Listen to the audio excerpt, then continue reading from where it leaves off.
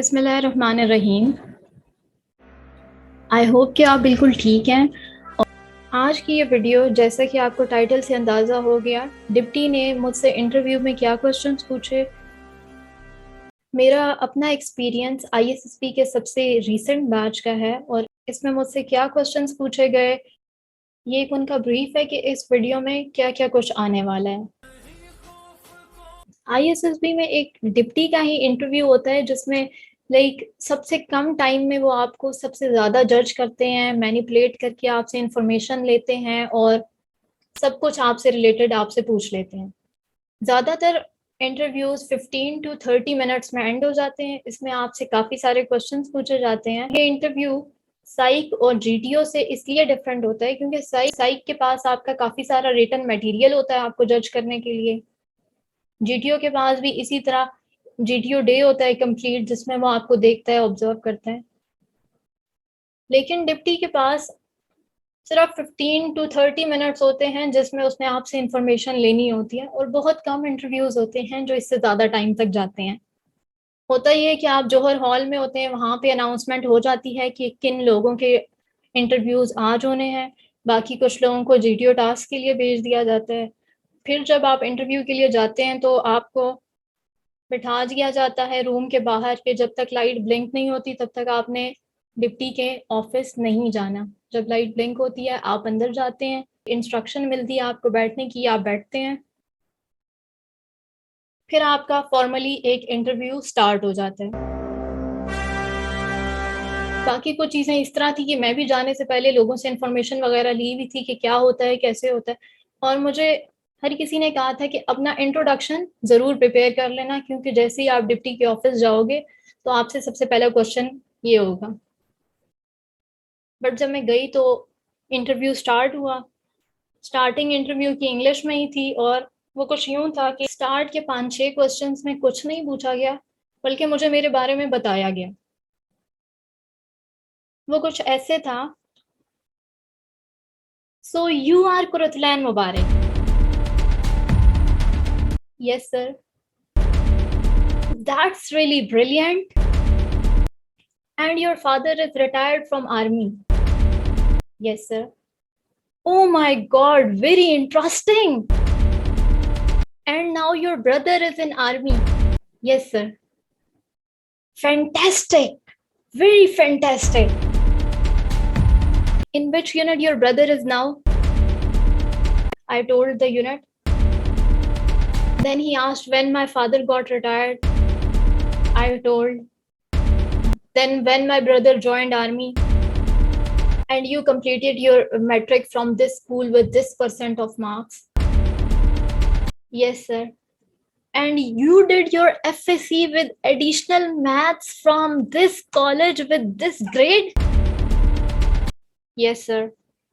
Oh my God, it means you know about maths and biology too. Yes, sir. और आपने air university join करके वहां से क्या पढ़ा? Mechatronics engineering sir. और इसके बाद जो उनका रिएक्शन था मैं आपको बता नहीं सकती। It was like if someone is very excited, जिस तरह हमारा गला खराब नहीं हो जाता और हम गर्म पानी से गरारे करते हैं और जो आवाज आती है, उन्होंने बिल्कुल इस किस्म की आवाज निकाली। मुझे तो ये था 1 सेकंड में उठ के तालियां बजाना शुरू हो जाएंगे, बट खैर ऐसा कुछ नहीं हुआ। उसके बाद उन्होंने मुझसे पूछा कि मैकाट्रॉनिक्स इंजीनियरिंग होती क्या है। जब ये बता दिया मैंने तो उन्होंने काफी एक्साइटेड वे में मुझे कहा, और आपने तो बड़ा ब्रिलियंट ऐसे लिखा है, क्या आप बता सकती हैं कि आपने लिखा क्या है? तो आपको मैं बता दूं कि जब आप आईएसएसबी फर्स्ट डे जाते हैं तो आपसे एक ऐसे भी लिखवाया जाता है, और हमारे लिए ऐसे का टॉपिक था how brain drain can be converted into brain gain. उसके बाद मैंने उनको बताया कि मैंने ऐसे में क्या लिखा है। इसके अलावा उन्होंने मुझसे पूछा कि आपका आईएसएसबी में स्टे कैसा जा रहा है। उसके बाद विदाउट कोई पॉज लिए उन्होंने मुझसे क्वेश्चन किया, तो 3 दिन के बाद आपकी लाइफ फोन के बगैर कैसी चल रही है? इसके अलावा मेरी हॉबीज से रिलेटेड क्वेश्चन हुए। मैंने कोई 3 से 4 हॉबीज लिखी हुई थी, तो उन्होंने मुझसे पूछा कि आपकी क्या हॉबीज हैं। जब मैंने उनको 2 हॉबीज बताई तो उन्होंने कहा इसके अलावा। फिर जो बाकी 2 मैंने लिखी हुई थी वो भी बता दी। क्योंकि मेरी एक हॉबी बुक रीडिंग भी है, तो उन्होंने मुझसे पूछा कि आपने कौन कौन सी बुक्स पढ़ी हैं। जब मैंने फर्स्ट बुक का नेम बताया, उन्होंने उससे राइटर से रिलेटेड इन्फॉर्मेशन पूछी। फिर उन्होंने पूछा इस राइटर की और कौन सी बुक्स हैं। जब सेकंड बुक मैंने बताई, सेकंड बुक वाज अल्केमिस्ट, तो उन्होंने मुझसे उसके राइटर का भी पूछा, राइटर कहाँ से बिलोंग करता है, ये बेसिकली बुक किस लैंग्वेज में लिखी गई थी जो ट्रांसलेट की गई है। एक्चुअली ये सारे क्वेश्चंस उस सीक्वेंस में नहीं है जिसमें मुझसे पूछे गए हैं, बल्कि मैंने ट्राई किया है कि जो मेरे पर्सनल क्वेश्चंस हैं वो एक साथ हो जाएं, जो हॉबीज से रिलेटेड हो एक साथ, और वो हर एक क्वेश्चन में मुझे एक सिचुएशन से लेके आ रहे थे। जिस तरह उन्होंने मेरी हॉबी जो कैलीग्राफी थी उससे रिलेटेड क्वेश्चन किया, तो उन्होंने कहा तो आपकी राइटिंग से अंदाजा हो रहा है कि आप कैलीग्राफी भी करती हैं। Yes sir. Take this pen and paper, write anything, whatever you like, write it. I wrote and handed back the paper. उन्होंने 1 सेकंड के लिए देखा, उसके बाद उन्होंने कहा आप इंग्लिश में कैलीग्राफी करती हैं। Yes sir. ये कौन सा फॉन्ट है? फिर due to my joining writing he said आप किसी को राइटिंग प्रैक्टिस के लिए क्या रिकमेंड करेंगी?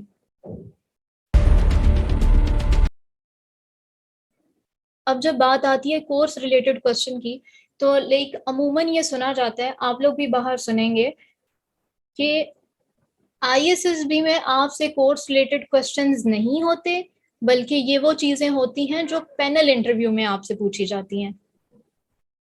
तो ऐसा बिल्कुल भी नहीं है। मुझसे खुद 3 to 4 क्वेश्चंस मेरी डिग्री से रिलेटेड हुए हैं, जिसमें मुझसे इंजन्स और आरपीएम और इन चीज़ों से रिलेटेड पूछा गया। जब क्विक मैथ्स की बात आती है तो ये क्वेश्चंस बहुत सिंपल होते हैं, लेकिन इनको कॉम्प्लेक्स इस तरह बनाया जाता है कि कोई आप किसी बात का जवाब दे रहे हैं और उसी में इंटरप्ट करके डिप्टी आपसे पूछ लेता है 1+1 - 3 ÷ 3 = 2। तो ये क्वेश्चन था जो क्विक मैथ्स में मुझसे पूछा गया। मुझे खुद 2 सिचुएशन दी गई। फर्स्ट सिचुएशन ये थी कि मैं एक दिन के लिए इनविजिबल हो जाती हूँ, तो मैं क्या करूंगी। फिर पूछा गया एज अ मदर कौन सी 3 हैबिट्स हैं जो आप अपनी मदर की ऑप्ट नहीं करेंगी। जनरल नॉलेज में मुझसे कोई ऐसा क्वेश्चन तो नहीं किया गया जो मुझसे लिंक ना हुआ हो। जिस तरह मुझसे ईएमई की एब्रीवेशन पूछी गई, ईएमई वो कोर्स था जिसमें मैंने अप्लाई किया।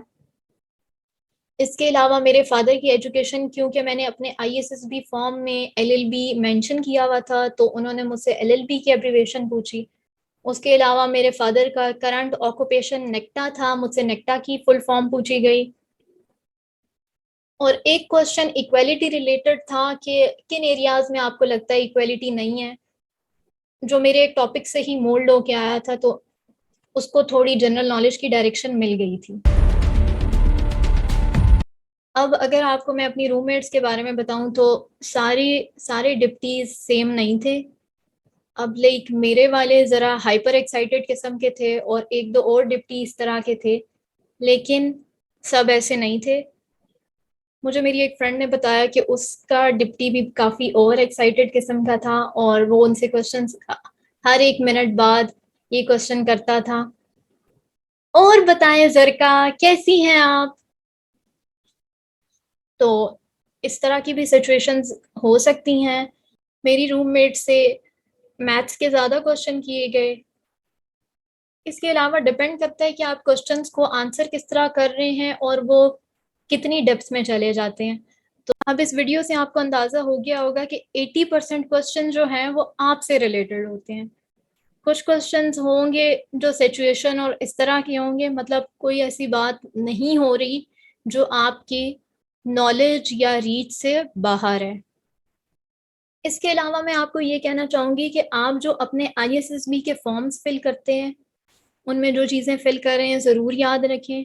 आईएसएसबी के अंदर जब आपसे बायोडाटा फॉर्म फिल करवाया जाता है, उसमें जो लिख रहे हैं वो ज़रूर याद रखें। इसके अलावा डिप्टी का हुलिया ज़रूर याद रखें, क्योंकि ये वो चीज़ें हैं जो आपसे साइको जीटीओ पूछ सकते हैं। जिस तरह मुझसे जीटीओ ने ये पूछा, इवन मेरे ग्रुप मेंबर से भी पूछा ये क्वेश्चन। इसके अलावा अगर आप ग्रेजुएशन के बाद फोर्सेस के लिए अप्लाई करें तो ज़रूर याद रखें कि आपने जो चीज़ें पढ़ी हैं उनसे रिलेटेड आपको इन्फॉर्मेशन हो, आप टेक्नोलॉजी से रिलेटेड अपडेट हो, आपसे ये क्वेश्चन ज़रूर पूछे जा सकते हैं।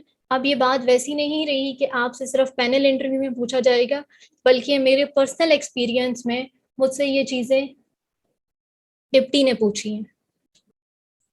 अगर आपको भी नेक्स्ट आईएसएसबी के लिए जाना है तो मेरी तरफ से बहुत ज़्यादा बेस्ट ऑफ लक, बहुत ज़्यादा दुआएं। और अगर आप अब तक वीडियो को देख रहे हैं तो काइंडली चैनल को सब्सक्राइब कर दें, वीडियो को लाइक कर दें ताकि ये वीडियो मेरे अपने डिप्टी सर तक पहुंच जाए। Thank you so much. Allah हाफिज़।